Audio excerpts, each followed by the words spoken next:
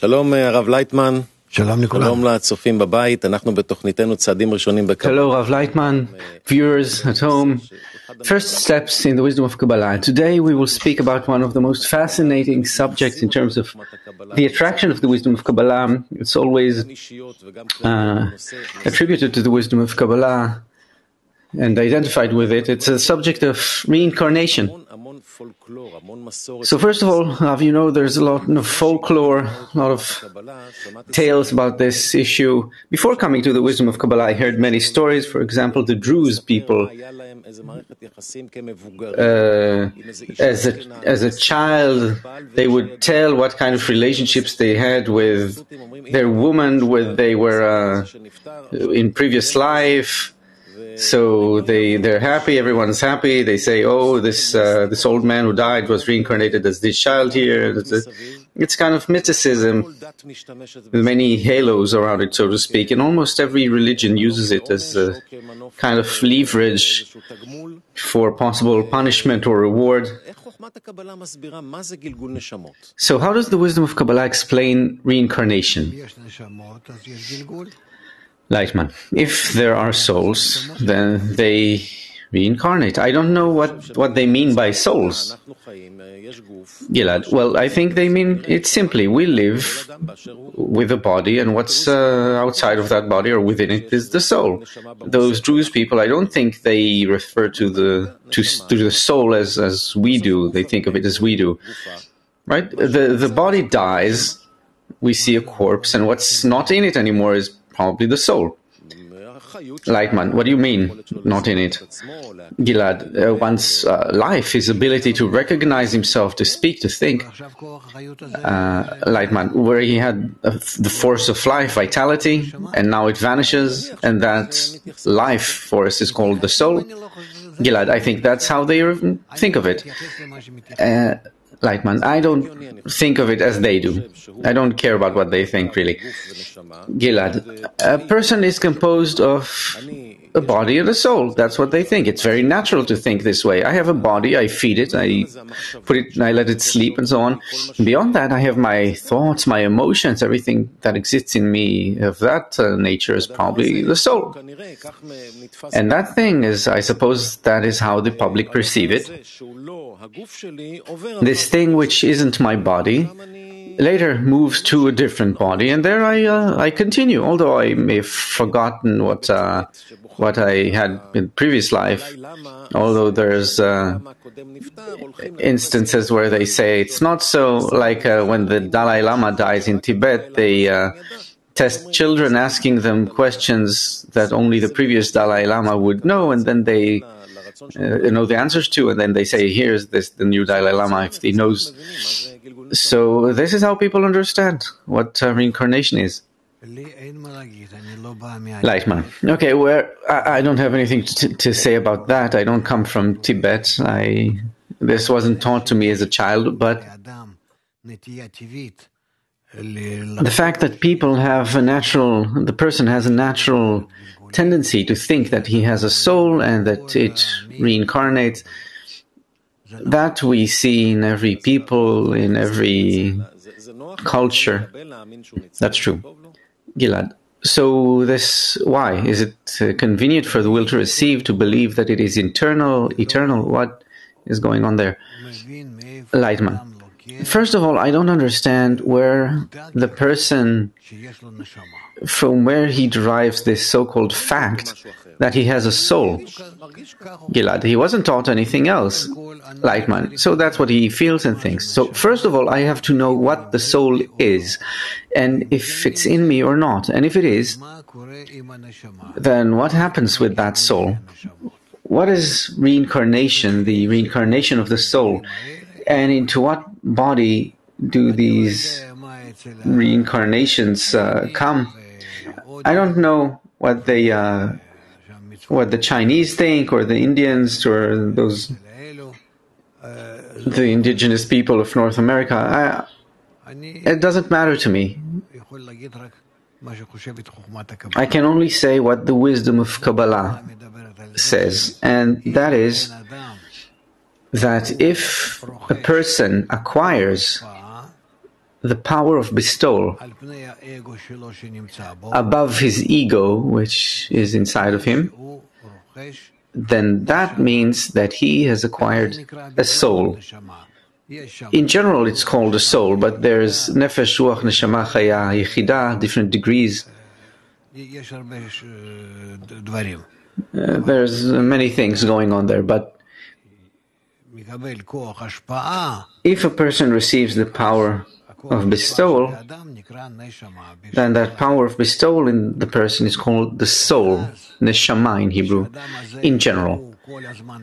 And then, when that person, he keeps correcting his will to receive, such that it becomes, in order to bestow, more and more, then we say that he is rising, climbing the spiritual ladder, and undergoes reincarnation of the souls, meaning that each time upper lights clothe in him, the Creator, you can say, clothes in him in a more and more profound way. It's increasing in magnitude. There are many books talking about reincarnation as a subject, but I'm speaking from the perspective of the wisdom of Kabbalah, not the Indians, not the anything.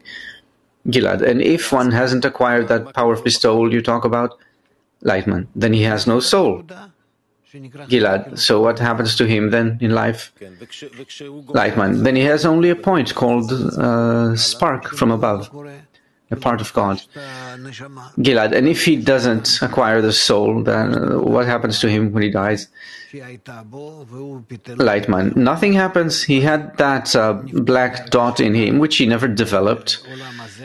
So he is removed from the feeling of this world, the beastly world, and he doesn't feel anything of that black point he didn't develop until he is born again as a baby, and then he becomes an adult, and he gets another opportunity to develop the root of his soul. Gilad. So who is he who is rid of the feeling of the corporeal body, the beastly body then? Lightman. That feeling which existed in the corporeal body, the beastly body, now loses the feeling of the beastly body. Gilad. And because it itself never developed, nothing happens to it, right? Lightman. Yes. Gilad. So it has no existence. What kind of existence is it? To be only a dot? Lightman. No existence. No feeling of self. Gilad. No feeling of self. That's nothing. That's empty. Emptiness. Completely empty.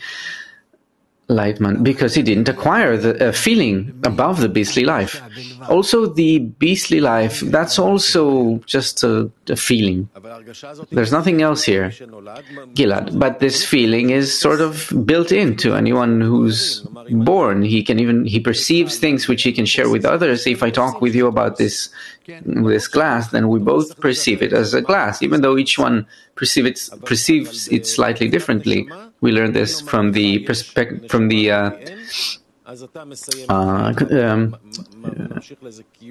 on reality. So if you just sort of get rid of the feeling of this world, it leaves you, and then you remain empty, right? If you don't have the root of the soul. Lightman. Simpler then. Gilad. Simpler, yes, but much more. It obligates you. What we don't do here in this incarnation, we can do in the next, right? Lightman. Yes, have it so. Gilad. Because it gives you some confidence, the knowledge that we don't end our lives here, but there is a continuation. It doesn't matter in what way. It gives you some calm, some confidence, security perhaps. All right, so if not now, then later. It'll be fine. Whatever needs to happen will happen.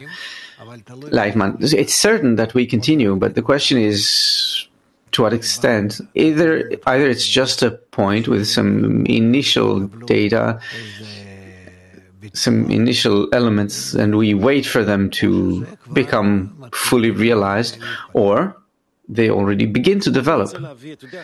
Gilad, okay, so here, I looked through the writings of Baal HaSulam for reference to reincarnation, and I found it 21 times mentioned in the writings of Baal HaSulam. He uses this term. I assume he uses it in order to describe what you're talking about, but you can understand from his writings, you can interpret it however you want. Lightman, let's hear. Gilad. So in the article called HaShalom, the peace, he explains the teaching of Rabbi Akiva about the shopkeeper and bills. So he says, the sages talked about the incarnation of generations in the world.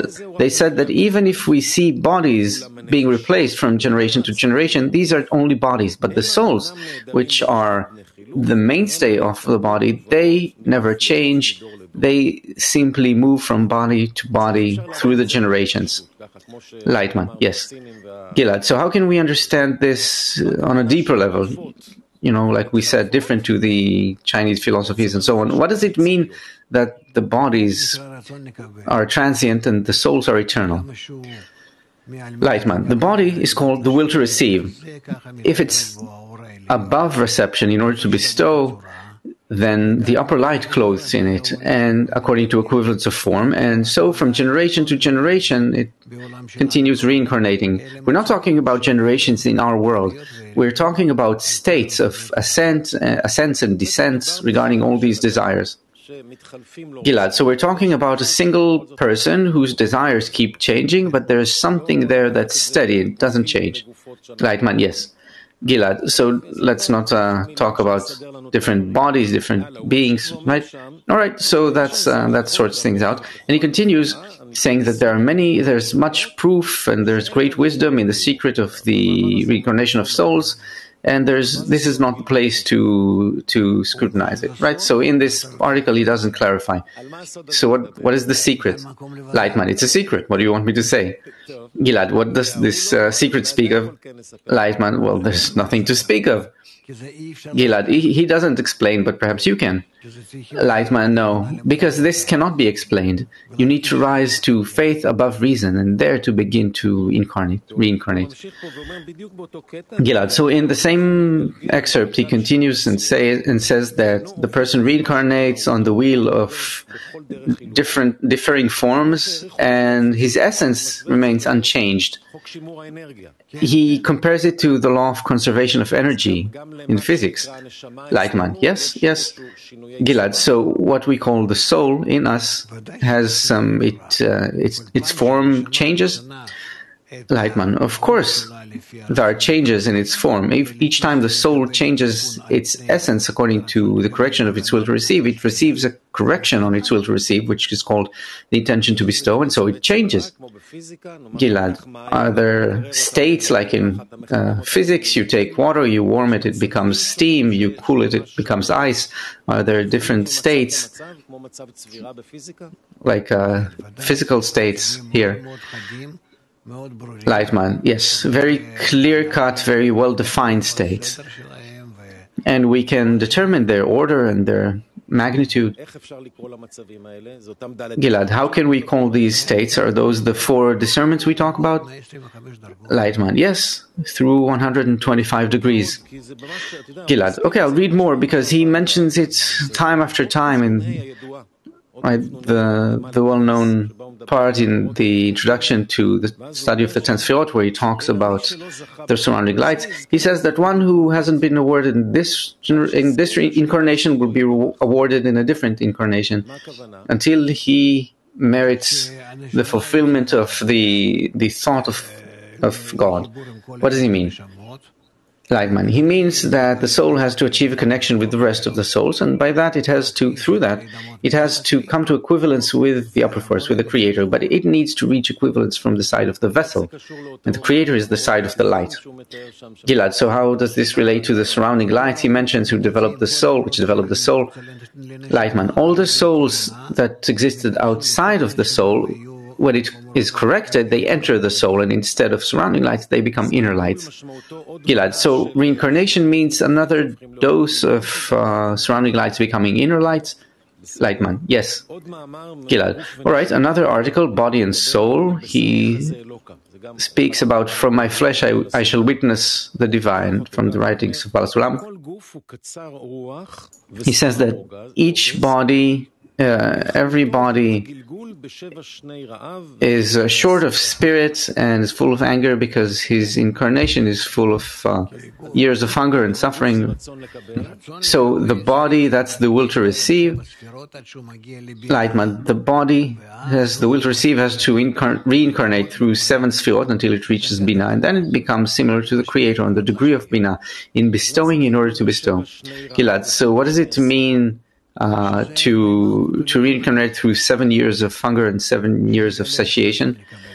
Lightman, from Malchut to Bina, he discovers his will to receive and corrects it in order to bestow. Gilad, okay, and in the same article he continues and says that the soul at its root is braided, rolling between the evil incarnation and the good incarnation. The good intention, rather. Lightman, yes, so the will to receive, that's the magnitude of the vessel, and according to equivalence and identification with the desire to bestow, the will to bestow, that defines the measure, determines the measure of light that can clothe in it, and that's how the body just reincarnates from lack to fulfillment, from lack to fulfillment. Gilad, okay, so I see that what we're talking about really focuses on the life of the person. It's not something that Lightman, the spiritual life of the person. Yes.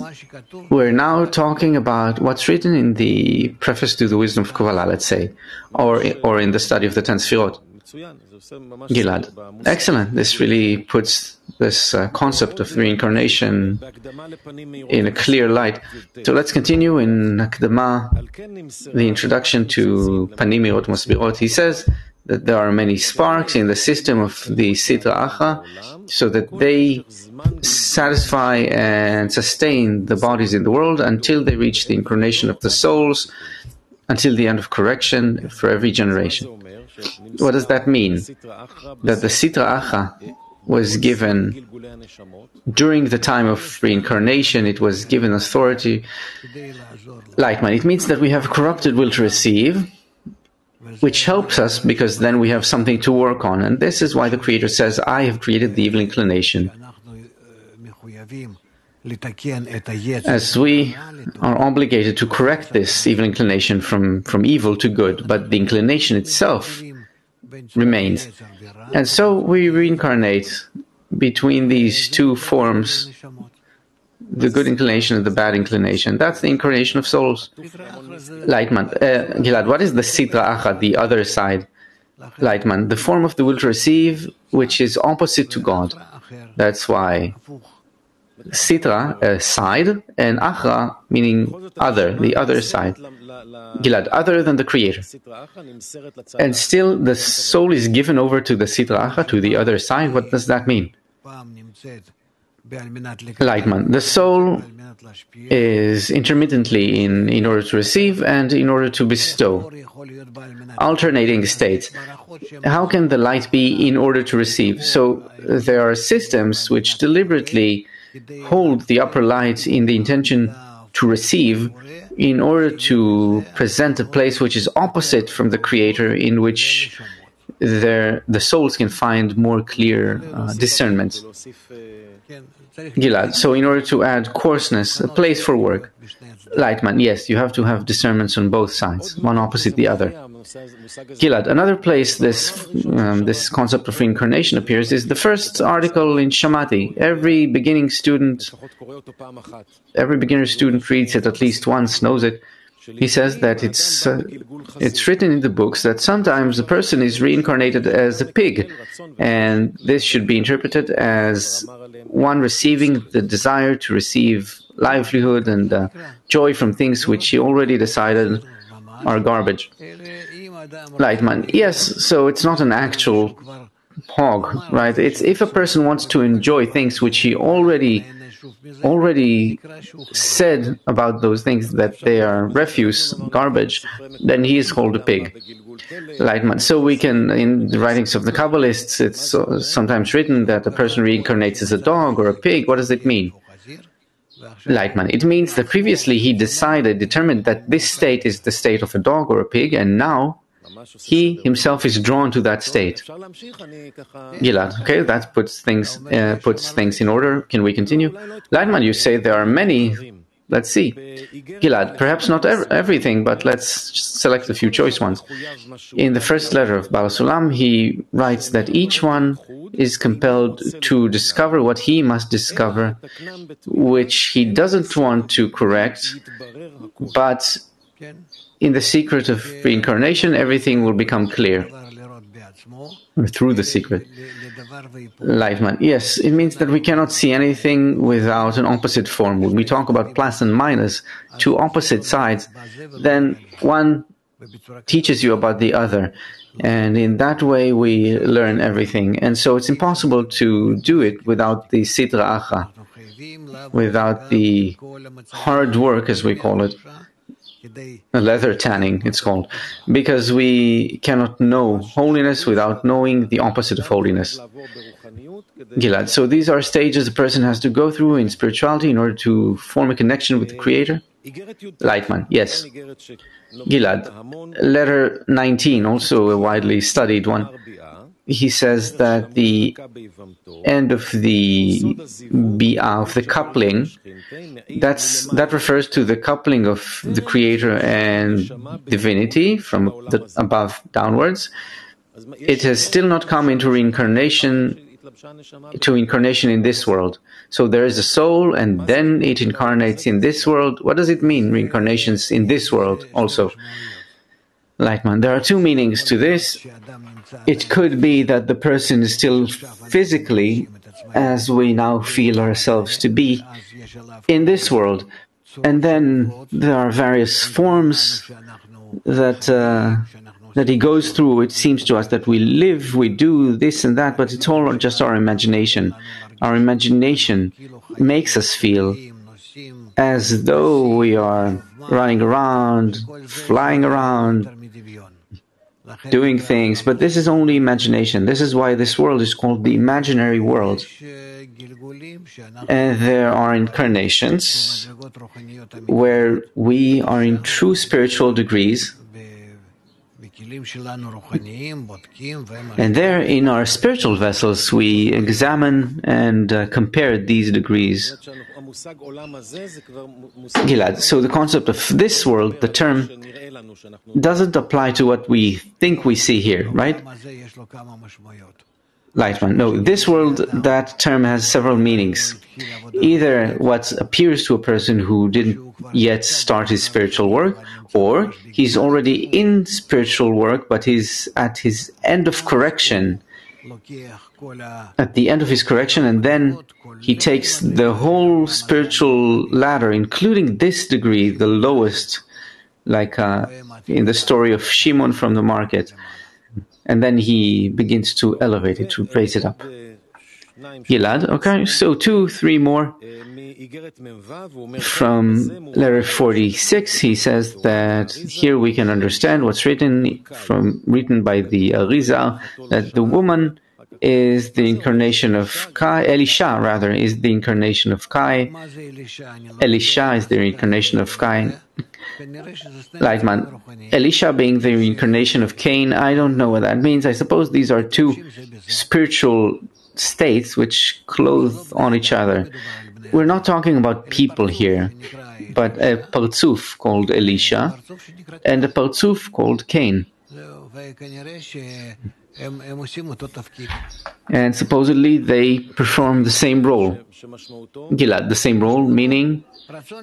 Lightman, meaning the will to receive with a certain masach, with coarseness, with the coupling through striking, zivug daka, performing an act in order to bestow, which comes from both the state of Elisha and the state of Cain. They both reach the same act, but I suppose there is a difference between them because they have two different names. Gilad, so there's some continuation, right there, some continuum from state to state.